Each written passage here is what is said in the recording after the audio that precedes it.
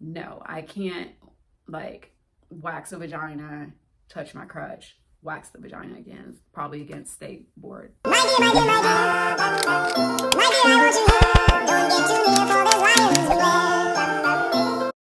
If you all knew how many times I have tried to record this video over the past couple weeks, it's been a struggle. I think there's been 3 times I've tried to record it multiple times in those sessions. The first time was at my 6-week mark, and I recorded the whole video, got down to edit it, and honestly, my mental health wasn't in the best place. And it's not that anything was wrong with the video, but when I was watching it back and editing it, I was like, I don't even look like myself. So I was like, we'll revisit it. Then I tried some other times, it just wasn't working out. But here we are today, and it's actually my 8-week post-op anniversary from my ACL Reconstruction and Meniscus Repair. I'm going to break this video down into 3 sections, and I'll put the time marks in there because you may not be interested in all the things I have to say. The first section, I'm going to talk about just the logistics of everything, like the technical side of like how my knee is doing, physical therapy, things like that, my progression and all that. Then I'm going to talk about the mental health aspect of it because I think it's really important. And there's like a gnat in here and you're going to see it buzzing by, and I'm going to murder it. The third part of the video is going to be about things that I purchased that I think would be really helpful for anybody that's going through this, if they're having knee surgery or things like that, things that I think are like essential. I'll have a link down below to an Amazon store where like you can find the items specifically. If you don't know, my name's Ugly Witty, aka Wit. You can find me on all social media platforms at Ugly Witty, UGLYWHITTY. I'm going to post a link to my GoFundMe down below because I'm still out of work because I haven't been cleared from crutches. We're going to talk about that later on in the video. And if you want to support, I greatly appreciate it because I don't have an income currently. So, okay, let's just get started. So 8 weeks ago on April 22nd, I had a full ACL reconstruction. I used a patellar tendon graft. And when they went in, originally they didn't think my meniscus was damaged, but when they went in, they found out that I had needed a lateral meniscus repair. I'm still not all the way sure what that means or what that entailed. I just know that when I woke up from surgery, they were like, hey, by the way, we added something to your bill. Let's talk about the logistics. So I go to physical therapy still twice a week. As you can see, I have my crutch. I'm still technically supposed to be using 2 crutches around the house. I only use 1. The reason why I'm still on crutches is because my quad muscle still hasn't activated. It's been really frustrating. I want to cry talking about it right now because I just don't, I don't really like understand. Long story short, so 2 of the most important things when you're recovering from a knee surgery is flexion and extension. So flexion is the bend of your knee, and extension is straightening your knee. In the beginning, extension was where I shined, flexion was where I had a lot of trouble. It got very frustrating because I have so much scar tissue built up in my knee that it was really, really painful at physical therapy and even at home to bend my knee. And it got to the point where one of my physical therapists was like, look, a lot of it's physical, but it's mostly mental because the physical pain is there, but you have to mentally know that you just have to push through that pain because naturally, when I injured my knee, every time that it hurt, you're like, no, I got to stop what I'm doing so I don't hurt it. So now to intentionally hurt it doesn't make sense. It's not computing. So basically it was kind of like, we got to break up this scar tissue before you get behind on flexion. And because of the meniscus repair, I was non-weight bearing for 4 weeks. And they didn't want me to go past 90 degrees as far as like bending my knee.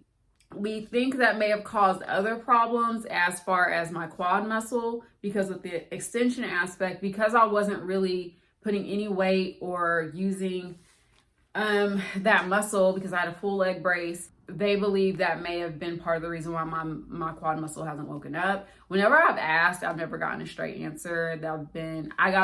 During surgery, I had general anesthesia, but I also had a nerve block.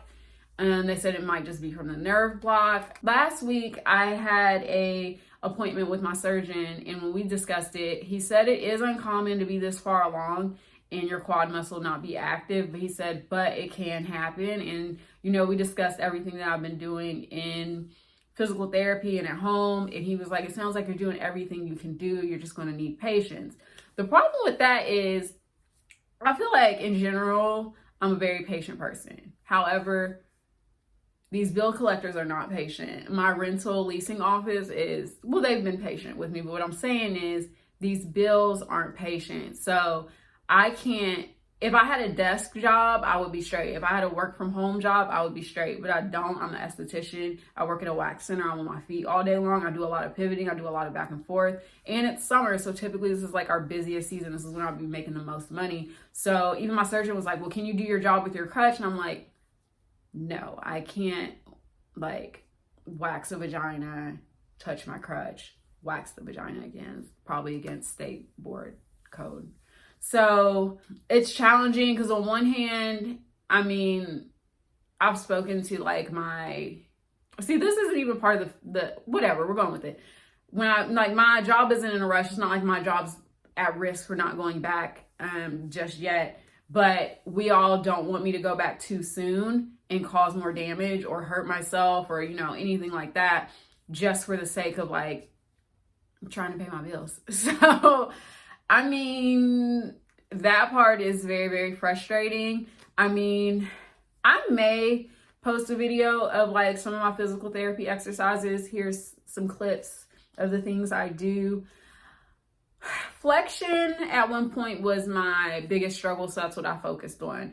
The biggest thing that helped me was being able to get cleared to use a stationary bike. Once I got past the like pain stage of like, okay, this is going to hurt, but you have to do it, the stationary bike truly helped me get so much further. There was a point where I reached 95 degrees flexion, and then for some reason my knee got really stiff and I couldn't get past 70 degrees. They believed it was just scar tissue that needed to be broken up. The stationary bike absolutely like helped with that. There's other things I did to try to force it. I had one of my guy friends come over, and basically I laid on my stomach and helped him stretch my knee, like bend it back as much as I could tolerate and hold. If I don't look too goofy, I will make a video of some of the exercises I'm trying to do to improve my flexion and also to help wake up my quad muscle with extension. So let's talk about the mental health. I knew going into this, I saw all the things and research that are like the mental part is like really what is going to weigh on you. Yeah, it's going to be physically excruciating, but mentally it's going to weigh in. And I remember when I made the video at the 2-week mark, I just seemed so much happier then. I think that at that point, even though physically I was in a lot more pain, I couldn't do a lot of things, I was very limited, I kind of expected that, and I was so fresh out of surgery that like my mental health, I feel like, was where it needed to be. I think around the 4-week mark is when it started to just take a deep nosedive. And I think part of that was because I was non-weight bearing for 4 weeks. And then, you know, one of my physical therapists was like, at 4 weeks, you know, you'll be weight bearing, blah, blah, blah, blah, blah. You know, we can get rid of these crutches. And that didn't happen. And the reason that didn't happen was because my quad muscle is still not active. So it's really not supporting my leg in a way that is not scary, because I can hobble without the crutches, but it's not stable at all. They stop, so I don't wear the full leg brace when I walk around, because they're like, we want your leg to do the work. We don't want the brace to like kind of like lock in those muscles. I don't know the technical stuff, but the only time I wear my leg brace is on certain leg extensions when I do my physical therapy. But if I because I'd be at home doing stuff. I don't tell my physical therapist this, but I'll be at home doing stuff. Like I've tried walking around without the crutches and just the leg brace, and that's doable, but it's not sustainable. Like I still need my leg to like pick up the pace. Mentally, yeah, I think around in that 4 to 6 week mark, it was rough. Like I was crying every day for hours. I was just like in a place of like, couldn't take it, because I just felt like I was so far behind. Like, what am I going to do? Like, I got these bills, my leg ain't working. Also, too, like, I have a lot of support from my family and stuff, but you find out who's there and who's not, for sure. I try not to focus on, you know, people I think that should be a little bit more active in my life and just focus on the people who are and do show up for me. But I'm not gonna lie, it's frustrating to sit and think like, your girl just had a life-changing surgery and I literally, none of my friends have stopped by to visit me. None. So here we go again. So there's people I have that they physically can't because they're not in the area, but they call and check on me, and I'm grateful for that. But then there's people who, you know, don't. So I mean, like I said, I just try to focus on the people who do support me and do show up for me. And yeah. Why is this so emotional?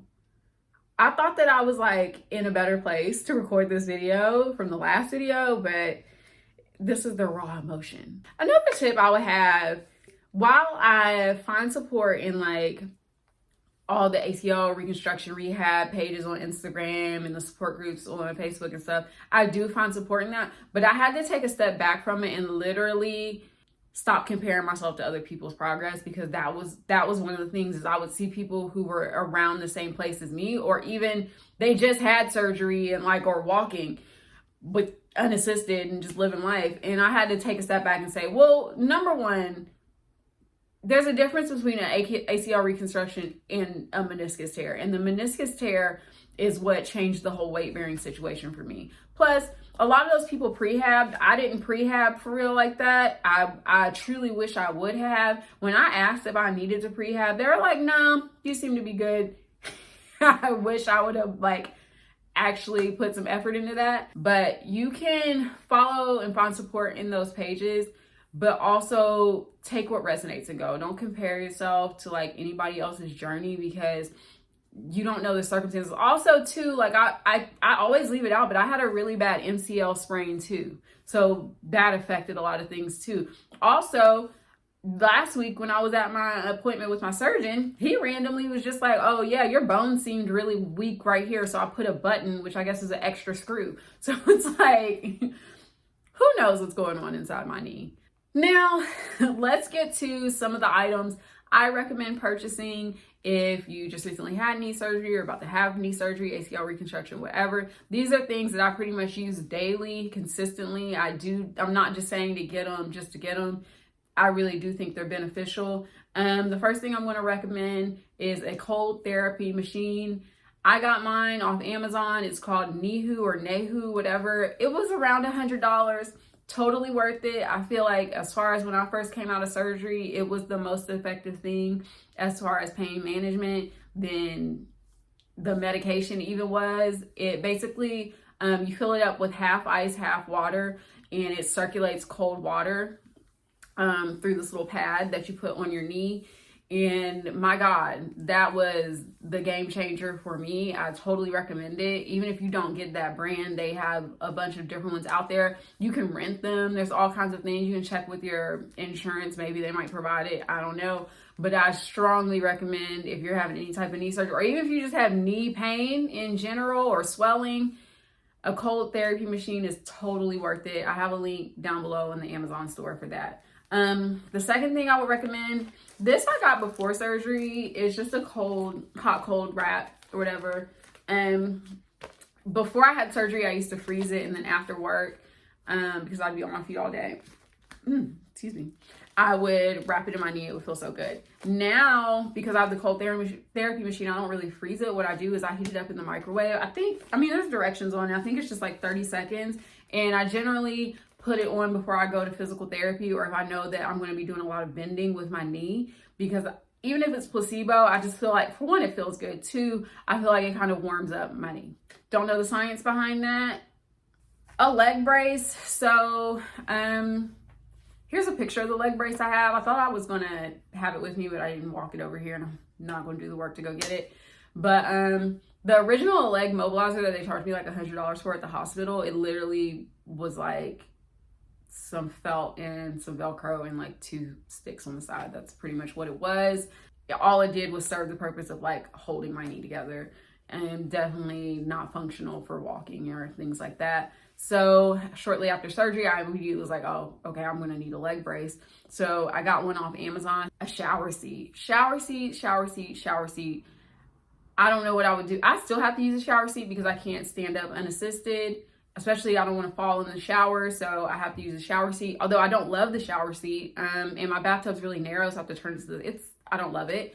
But for the past 2 months, that's what I've had to use when I take a shower. So I strongly recommend investing in a shower seat. They're not too expensive. A wedge pillow. So out of surgery, you're not going to be allowed to bend your knee at all.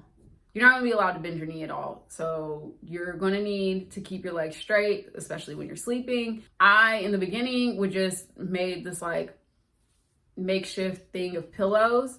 But it was like, because it was pillows, it wasn't like firm. The wedge pillow saved my life because it was just firm. It elevated my leg and it was just a lot more comfortable. Sleeping was by far one of the hardest things as far as the recovery process. I feel like I'm in a lot better space now as far as sleep, but in the beginning, the hardest part wasn't even the pain. It was that I couldn't get comfortable because I'm not a back sleeper. So being that I'm not a back sleeper and had to sleep on my back, the wedge pillow really, really helped. A yoga strap. So this yoga strap, basically I use it for physical therapy when I do my leg extensions, and also for another thing I'll talk about that in a second. But when I do my leg extensions, I'll put a little video here. I just wrap it around my foot and use it, you know, to lift my leg up. They told me if I had this, but that wasn't what I was using it for prior to surgery. So my physical therapist, they have me use something like this at physical therapy when I do my leg lifts. And they're like, oh, if you have a dog leash at home or whatever, use that. I don't have a dog, I have a cat, but I knew that I had this yoga strap. I use it every single time I do physical therapy because of my quad muscle. I have to use this. So I definitely recommend. I also use it when I have to like bend my knee. I'll show a little video here. Lay on my stomach, wrap it around my foot, and then pull it forward over my shoulder like this. Pull it forward and hold it. I think that's it. That's really it. This is a long video, and some of it I might have stammered my way through, but I hope you got some quality information. If you're going through any type of knee surgery, have been through knee surgery or about to come through knee surgery, God bless you, good luck. I totally understand what you're going through. It's a long journey, but even though I've almost cried like 6 times throughout this video, I truly, truly celebrate the small victories that I have. The video I made 6 weeks ago, I couldn't even like sit down like I am right now with my knee bent, but like, here it is. There's my scar right there. There's a little scar right there. The scars to me aren't that bad. They don't bother me. I had a very like eventful childhood outdoors, so I have scars on my knees everywhere anyway, so the scar doesn't bother me. But the fact that I can do this is wild. Like, I'm proud to do this. I'm really proud of the small progress that I've made, but there's been a lot of progress, big progress too. So I'm just going to keep going on my journey. I will keep you guys posted. Like I said, if I don't look too goofy, I might post a video of some of my like physical at home physical therapy exercises. But yeah, so to end this video, you can follow me on all social media platforms at Ugly Woody. And yeah, donate to my GoFundMe if you find it in your heart. And I will see y'all next video. Bye.